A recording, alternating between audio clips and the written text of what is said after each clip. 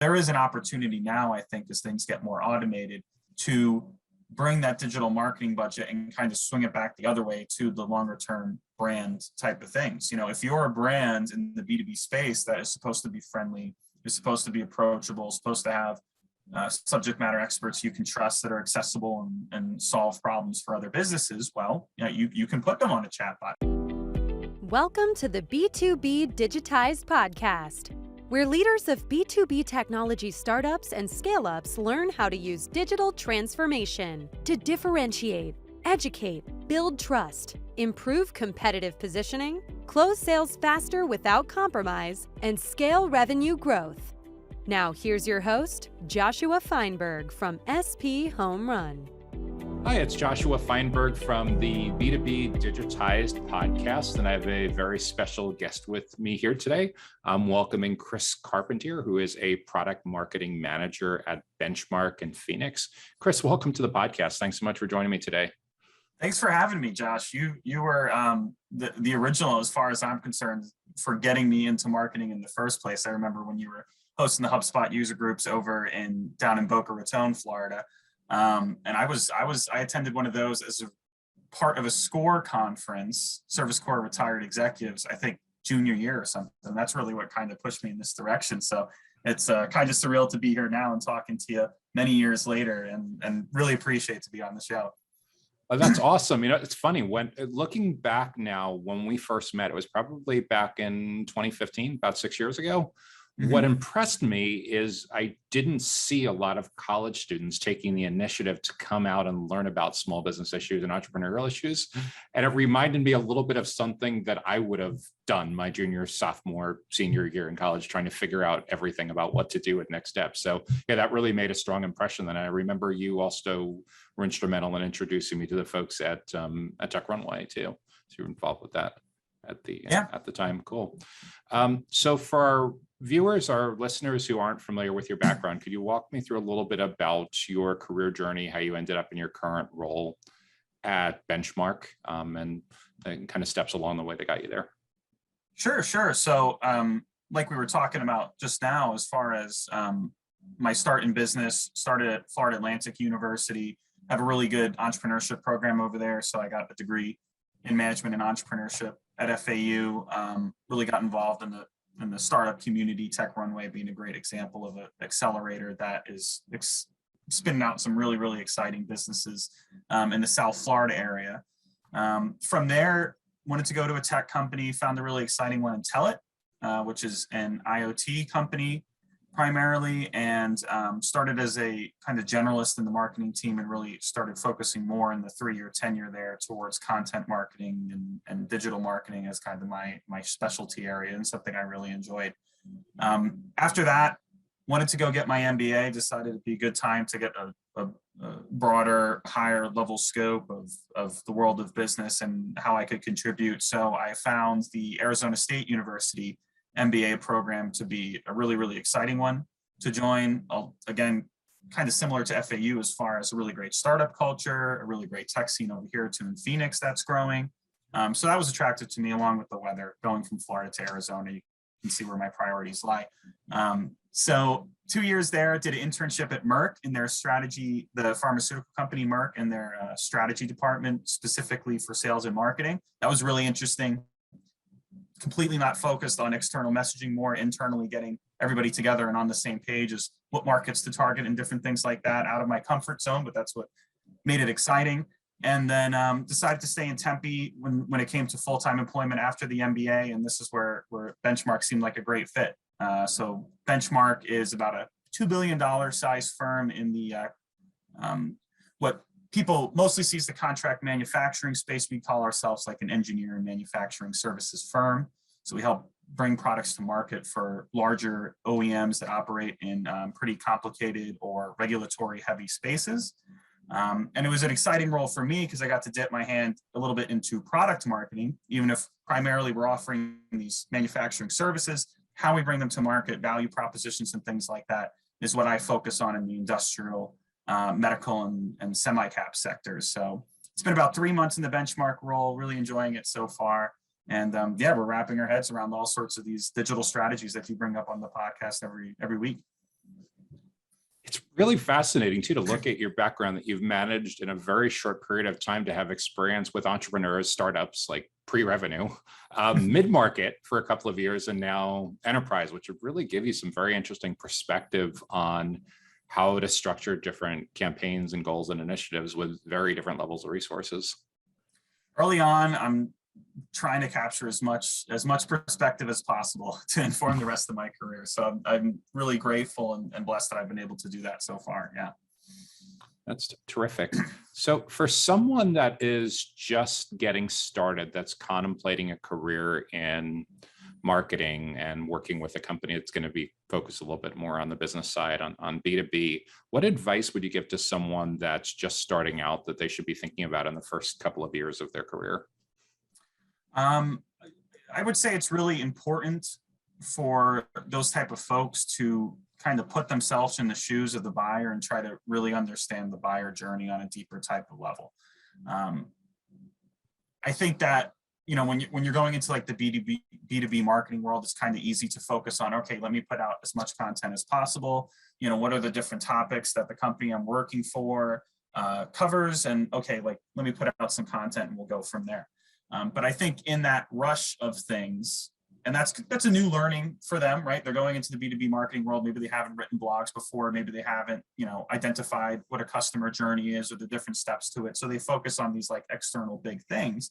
But there's actually a lot of stuff introspectively they could look at themselves as a B2B buyer or as a B2C buyer, as far as, you know, what they do in their consumer life that would inform them better about the journey of their customers that they're trying to target. You know, you talk about it a lot on the podcast. It's one of the reasons I really enjoy following your LinkedIn, for example, is you'll talk about how our consumer lives affect our lives as B2B buyers, or, you know, the folks that we're trying to influence as marketers. And I think that's really apt when it comes to, we want things quicker. We want to talk to people, salespeople, less and less. And if you can think of those things as a new person in the B2B marketing space, you might think to yourself, oh, okay, maybe the only CTA that we have being download a white paper or be contacted by a salesperson isn't actually going to get me the conversions that I need. And that's a, you know, a pretty big and important lesson that will hopefully drive those folks to bigger success as they consider what other CTAs you might want to look at, or what other types of, you know, call to actions you're going to put at the end of the blog or an end of a white paper or something to actually get conversions and make people feel as if they're going to get some help by pressing that button or what have you. It's interesting, as if I think about this 5 or 6 year period, even leading up to the pandemic, there was a really strong motion and people wanting to self-serve and not really and just doing tons of research before they're open to talking with someone from sales, and it being more and more difficult for sales to get involved in these early conversations. And then, of course, now with nobody having physical phones on their desk very often anymore, and people working from home, and just the whole notion has completely changed. I'm wondering, in the roles that you've had, if you think about when you were just starting to learn about digital marketing as a student back at FAU, where the curriculum was probably either current or maybe even a few years in rearview mirror with that, to where we are now, does it seem like it's just been 6 years of progress and acceleration, or do you see a much bigger jump forward in terms of people's buying behaviors? Yeah, I mean, I think there really has been a big jump forward, and I think the issue lies, like, for example, like during the MBA, let's say, right? During my MBA in the past 2 years, and that's when that acceleration happened. It hit kind of like right between first and second year. And so you've got marketers that might be in that program for the first time, trying to switch careers from engineering to marketing or supply chain to marketing. And they have a picture of an organization back before the MBA that just isn't the same now that the MBA has come through. And so that really changes things as far as where some of the priorities should lie. I think the other difficult thing is that makes it a case where, you know, if you're going to bring these new types of call to actions or new ways of influencing folks along the buyer's journey, you're going to have to get out of the marketing bubble and talk to other people elsewhere in your organization to get some of this stuff done. You know, if self-service is a really important thing, okay, then, you know, maybe we're having a chatbot on the website that is going to help people click through and kind of self-select to the area that interests them. we're going to have at least at some point, either subject matter experts or sales folks like on that bot, helping them out, go through that process, or at least getting the process set up if it's going to be all automated. And that's, that's going to be a big change for these different type of organizations that marketing will probably have to influence. And so I think a lot of what I focus on when I talk to people in like the marketing program at ASU, I present every so often, is how much you have to get out of the bubble and focus on influencing folks to see from the marketing point of view and see from their point of view how we can work together to get stuff done for these new type of buyers that are out there. Yeah, that brings up a really interesting point around like who within the organization is in the best position to have that close early conversation with potential customers. If prospects are really truly allergic to sales until they're really far along, product teams in theory should be pretty close, but yeah, who's going to own that critical customer insight to figure out like what we're missing, what's top of mind? How do we get closer to really understanding who it is and why they should pay attention to us in the first place? Interesting too, when I ask a lot of entrepreneurs about differentiation, they almost always go into how their products and services are differentiated. The reality is there's just so many people that are in so many organizations that are now cranking out thousands of blog posts and videos and posts and everything. It's the first battle really is to have something unique and valuable and relevant to get people to pay attention. Oh yeah. And I've had to come out of the fog like the rest of the MBA students I was describing after the past 2 years and kind of update the way that I approach different issues when it came to where along the buyer journey we're going to deliver certain pieces of content, or how we're going to address like potential leads or customers. And yeah, I've had to kind of point to different areas to try to understand like what can be some other ways at looking at the buyer's journey. Like Gartner always comes out with great like sales and marketing resources, and they talk about the B2B buyer's job. And one of the more important things is consensus building. And, I think for consensus building, when, okay, fine, you've converted one person to your view of the world, but now they've got to go in their organization and convert everybody else to their view of the world, so you can get a really large purchase done if you're in that type of business in the B2B sphere. A 1,000-word blog probably won't be the best way to help hasten that along. And so that's where you kind of got to differentiate your content and offer up other things besides what might be easy now, which is to focus on blogs, for example, like you said, that everybody else has, and how hyper saturated that area of content already is. Yeah, there's this big pushback in the last year or two also of like marketing teams that are going after things that are easy to check off the box, like getting MQLs and ebook downloads, but don't necessarily have high purchase intent. So it's tough to get from there to a sales conversation. And if all of that's just being fueled by trying to show progress at any cost to VC-backed companies. And it's a challenge to figure all of this out, because the reality is most salespeople do want to be involved in these conversations early on, but most of them haven't quite change the positioning to where they want to talk about the contents of webinars and white papers. They really want to go directly into trying to qualify someone and move the process along. So that whole context switching and getting the culture to change to be about expertise as opposed to just products, it's such a big challenge. And I think one of the biggest daunting things that needs to be figured out at the C-level in organizations. Yeah, no, that's for certain. I mean, like if we talk about like that consensus building aspect, I mean, one of the things that I think we're trying to do more of at my company is have kind of the snackable pieces of content, but in formats that are easy to distribute via email, easy to get past firewalls and stuff like that, won't get hung up somewhere along the chain, so that we can send that to the champion within the organization and help them disseminate it around the rest of the organization if they think that benchmark, for example, is a really good fit for whatever problems they have in the manufacturing or engineering space. So you're relatively early on in your career in digital marketing, content marketing, product marketing, but I know you've had the opportunity to work with some people that know pretty well that are probably midway through their career, in their 40s, probably even pushing into early 50s, 20, 25 years into their career. And I'm trying to, like everyone, as for the last 7 or 8 years, I've been in this unique space of like, okay, I can speak boomer and can speak millennial and Gen Z, and everyone sees that it's not going to be very far off before the Chris Carpentiers are controlling significant budget and in a decision-making role. How is that all played out when you've been on teams where you represent kind of that new generation of buyer, but you're working with people that are pretty far along in their career and are trying to stay relevant? How is that consensus building usually worked out?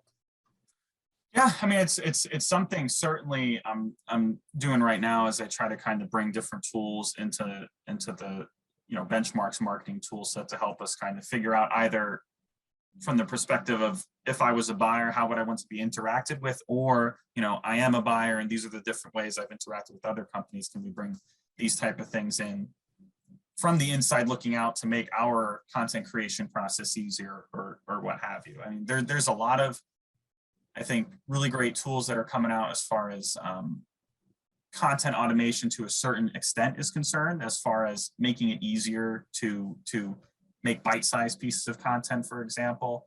And when I'm trying to approach a tool like that, for example, we use one tool in video, kind of helps automate our process as far as, we've got a blog, how can we make it into a snackable social media video, kind of like you'll see on Bloomberg's Snapchat or Instagram or something, so that we can kind of turn it into a nice little video. And I think the consensus building part of that for me is bringing out the proof points and reminding myself that, I guess, folks that are higher up in the organization that have looked at problems a certain type of way, you've really got to just hone in on, look, this is the ROI. This is how much time we can save. This is how much money we'll save based on intern hours or whatever, using this type of tool versus another type of tool. Here's different types of success that have been brought by other companies using this type of tool, and this is how it's going to be relevant to us.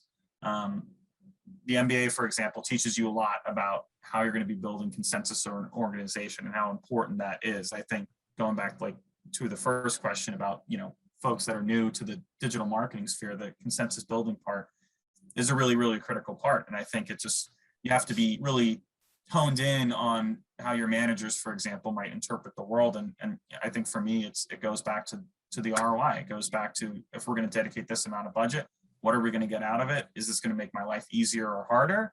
And don't worry so much about the super technical details that us as younger folks might understand better than folks that are higher up in the ladder and are already kind of have a concrete definition of what digital marketing should be in their mind. I think one of the biggest challenges, if I look back over the last 8 or 10 years, there's this general steamrolling of branding budgets away into demand generation and lead generation budgets where everything could be measured. So what's ended up happening now is the pendulum has swung so far that you have people blindly following these OKRs and goals and everything. Yeah, we got these 10,000 MQLs and created all this pipeline and everything like that. The reality, though, is it's become more important than ever to have a brand, but the challenge is it's difficult to measure and it's a long game. It's not something like you're going to create a podcast or a brand new YouTube channel or video series or conference and immediately you're going to go from 0 to 10,000 in a matter of a couple months or significantly influence pipeline or revenue growth that quickly. Oh yeah, that's for certain. I mean, and the thing is, because tools like AI assisted tools are coming out. We talked about the chatbots and things. The video example I just gave. There is an opportunity now, I think, as things get more automated, to bring that digital marketing budget and kind of swing it back the other way to the longer term brand type of things. If you're a brand in the B2B space that is supposed to be friendly, is supposed to be approachable, supposed to have subject matter experts you can trust that are accessible and solve problems for other businesses, well, you can put them on a chatbot now. And that's I kind of see it almost as a little bit of a longer term brand exercise as far as how accessible they are.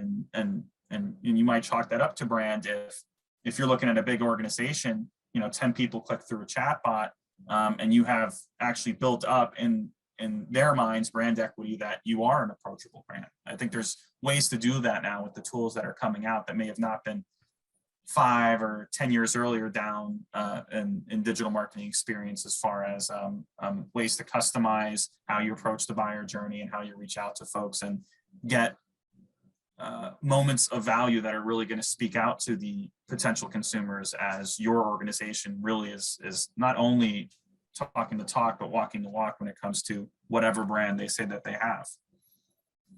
The AI and the chatbot is super interesting to me as well, because it feeds into this whole idea that people just don't have patience anymore. They're not going to watch the 60-minute webinar recording. I've noticed even myself that more and more I'm playing back videos at 1.25 or 1.5x speed, and still, getting watching a 40-minute recording in 60 minutes. But there's something even deeper than that. And I think that's the whole repurposing movement, where let's say you're talking about 6 best practices and your speaker's talking for 48 or 50 minutes and then some Q&A.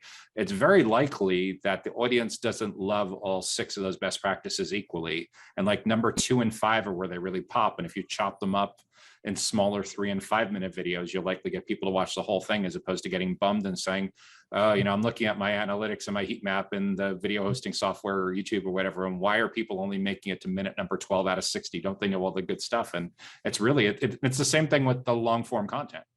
You have this great 40-page ebook, but maybe people want to consume it in a bunch of 500-word blog posts, or maybe the 500-word blog post is too much and there's 2 or 3 really tweetable 280 character versions of it that'll really resonate. And without being able to have a good, solid editorial production process and testing these things, you'll just never know.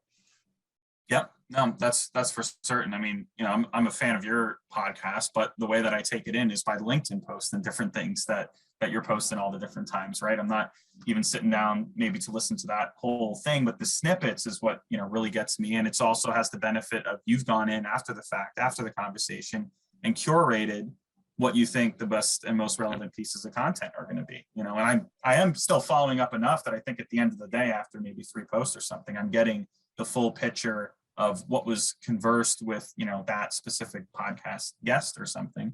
And that's the way people digest content. I mean, I'm constantly kind of looking over my shoulder as far as is the time that I'm spending looking at different types of software that might help my own marketing funnel. Like, how much time should I be spending on this versus other things? Like, am I going to get the buy-in through the rest of my organization to use this tool? If not, I'm kind of wasting some time here. Let me not do that. And the brands that make it more easy and approachable to not have that risk when you're doing the research are the ones that I think are going to win in the end. I think one of the challenging things too in any organization is winning over the internal subject matter experts to have them participate. And it can be a pretty light level of participation on their part, like an internal subject matter expert that you interview for a half hour like this 4 times a year. It's very, very low on their part. You give them like a half a dozen things that we want to talk about, come prepared, record it. And from that, you have a piece of long form content, you have a bunch of short form content, you can transcribe it, turn it into text posts, images posts and everything. But getting that level of commitment when people are like, I don't have 4 half-hour blocks, spread out over the course of the year. And you're like, really? You don't have 2 hours a year we're going to put you in lights. You're going to be famous. People are going to be tapping you on the shoulder at conferences. And, but yeah, these are big culture issues for companies to surmount and overcome. Yeah, they can be. And if things like that are coming up, then if it happens enough and marketing folks, hit up against those sort of roadblocks, all right, well, let's go back to the CMO and the rest of the sales and marketing organization and say, hey, like, we need some sort of brand change because we're supposed to be approachable, right? We're supposed to be all these different things, but if we can't provide this value to customers early on, we have some sort of issue that's popping up, and we might want to change the way that we talk about ourselves. Chris, what do you think's the biggest mistake that B2B marketing teams, digital marketing teams are making right now that you see in a lot of different contexts across the board?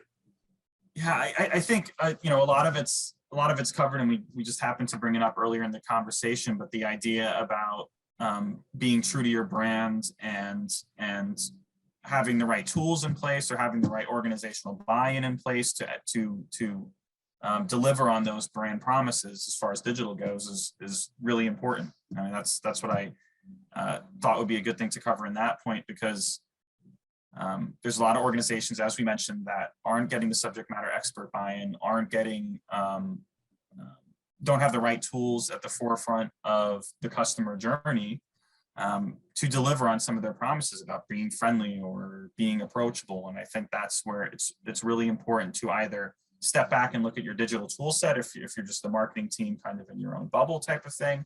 But then when you're working with the rest of the organization, trying to figure out how we can get the organizational buy-in. How can we make, sales team, for example, think about things differently and give them a reason for investing earlier on in the buyer's journey, so that overall we can attract more customers to the business, get more leads, to things that are at the core of marketing from the get-go. We talked also about how an issue it is with folks just focusing on blogs or just these other types of written pieces of content. If you don't have the things to back it up, as far as making it really quick and easy to book a meeting with the Calendly link or something, then you're really going to be missing out on what buyers are concerned with nowadays, because they're either experiencing it with your competitors or they're experiencing it in their consumer lives with Amazon, automating the heck out of the customer service process to a good end. And that's going to be a big issue for these folks coming in. It's funny, not an hour ago, I was looking at my LinkedIn feed and one of my colleagues was putting a debate out there about sales thinks that everyone wants to have the calendar link to self-book a meeting. And the CMO perspective is, don't give me a meeting link, tell me when you're available for when I'm going to take your meeting. And he was like, who's right? I'm like, well, probably the CMO is putting the salesperson in the vendor box and making them jump through a ridiculous amount of hoops. And they really aren't even motivated to want to have the meeting with the salesperson. They're just trying to tell someone that they took the meeting for the sake of having the meeting. So it's a combination of two problems. It's a combination that, one, the sales team should be trying harder. I've been saying for probably 5 or 6 years that look at the email signature, the business card, the LinkedIn profile, and come up with a better synonym for what it is that your sales team actually does. Anything with like advisor, consultant, specialist or something like that knocks the socks off of like sales development or account executive or something like that. So there's a positioning problem on that side, where the prospect doesn't feel motivation to want to have the meeting in the first place because they don't see value in it. And then on the other side, you just have a marketing executive who's completely overreacting, who's completely like saturated with marketing, doesn't see, marketing to marketers is incredibly challenging just in and of itself, and doesn't see the unique value in having that conversation. But yeah, the reality is everyone's trying to get rid of friction. Someone that's, I would say, like, imagine your ideal prospect is doing research on a holiday weekend. It's 2:00 on a Sunday afternoon. They have an hour to work on this. They don't want to wait till Wednesday morning when you're available, like 96 hours from now. And whoever is going to make the self-serve experience and have great on-demand videos to watch and comparison guides and case studies, whatever, there's a really good chance that they're going to accelerate dramatically with the self-serve DIY kind of resources, as opposed to waiting for a person. Oh yeah. Yep. That's certain. I mean, for example, in all the different B2B roles I've had, we've really tried to focus on, for example, like ROI calculators. Can we get some sort of really useful tool that'll help the consumer understand their own journey they're going to be going through for a manufacturing process or an IoT process, or choosing one sort of pharmaceutical versus another. But then the next question becomes, all right, maybe we can get the tool out there, but do we have an adaptive enough sales force, or do we have a sales force that believes enough in the holistic sales and marketing journey together that they're going to actually use those type of tools to help hasten a conversation? And what training do we have to do to make it easier for them to do that? How do we connect, results on a calculator with what the sales folks are going to do, for example? And these are different tools we have to work with between sales and marketing and IT a lot of the times too, to help get a more holistic brand experience that speaks to, what we talk about on investors reports or what have you.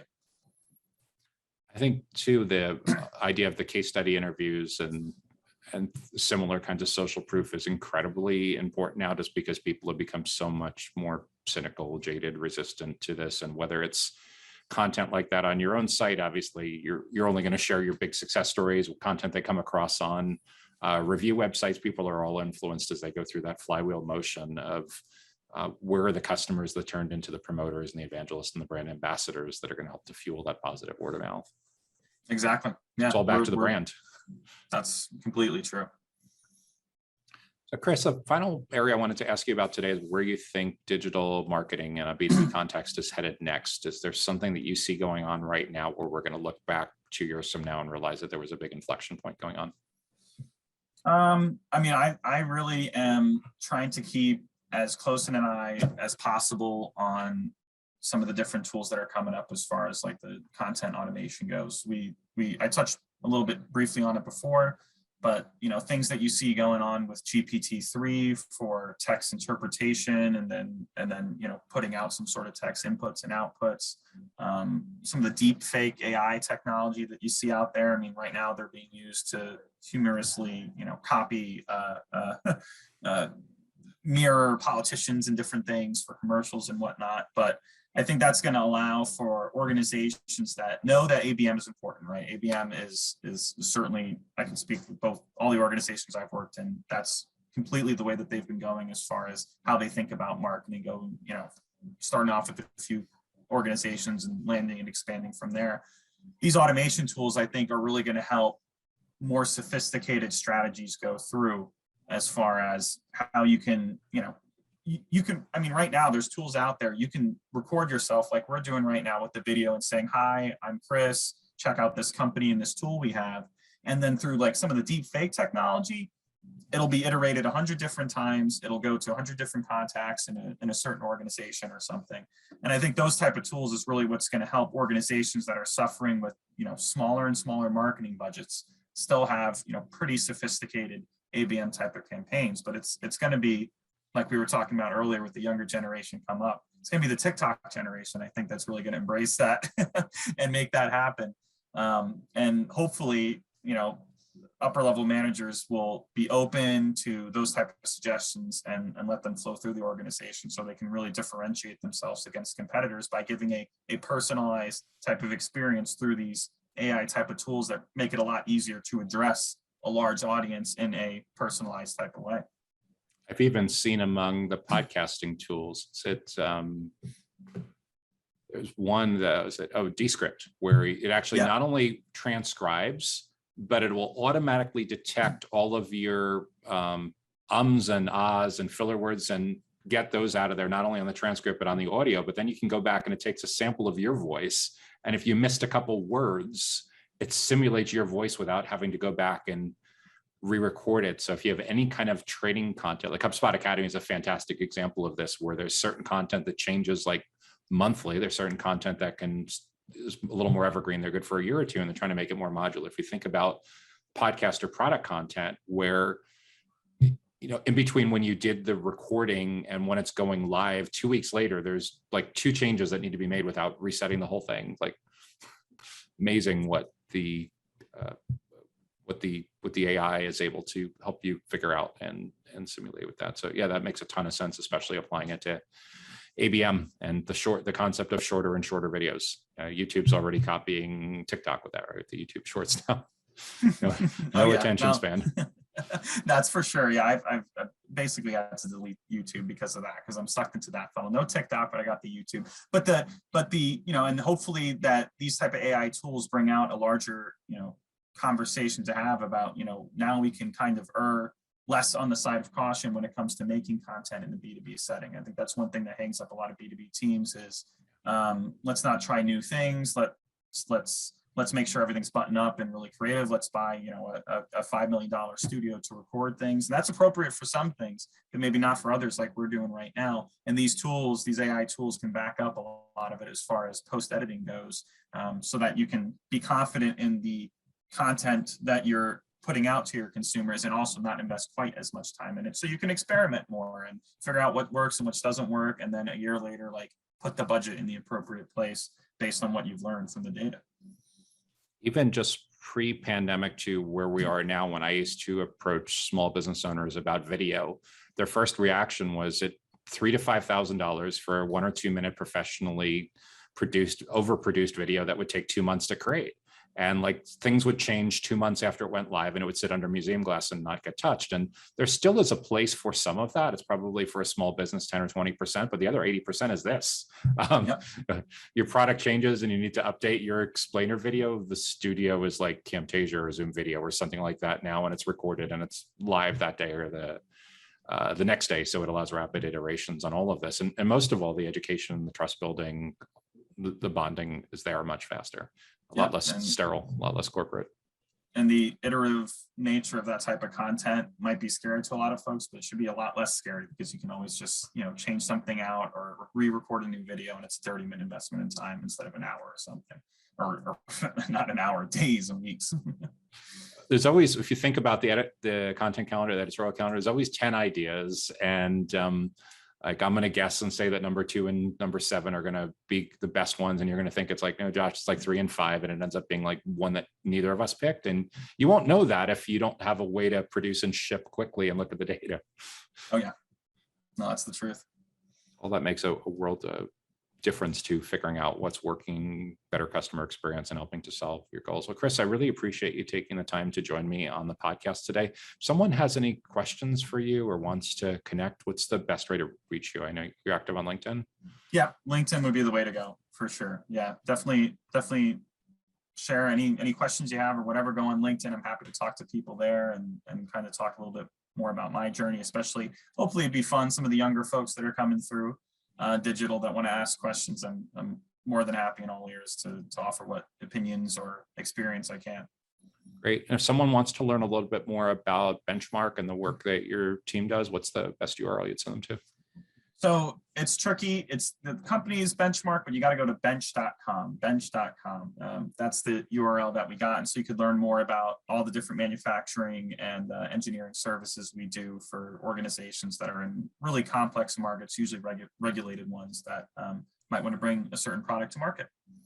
Cool. Like I said, I think there is a piece of thought leadership learning book or something like that of the experiences of working with entrepreneurs and mid-market and enterprise marketing, all within the first 5, 6, 7 years of your career, and like what there is to learn from that, because it's about as well-rounded as you possibly get with the different perspectives and contexts. It makes me dizzy sometimes, but I'm appreciative of it. That's terrific. Chris, thanks again so much. Look forward to connecting again in person sooner rather than later. All right. Sounds good. Thank you, Josh. Take care. Stay safe. Thanks for listening to this episode of the B2B Digitized Podcast. To subscribe and leave a review, check us out at b2bdigitized.com or wherever you like to consume podcast episodes, including Apple Podcasts, Google Podcasts, and YouTube.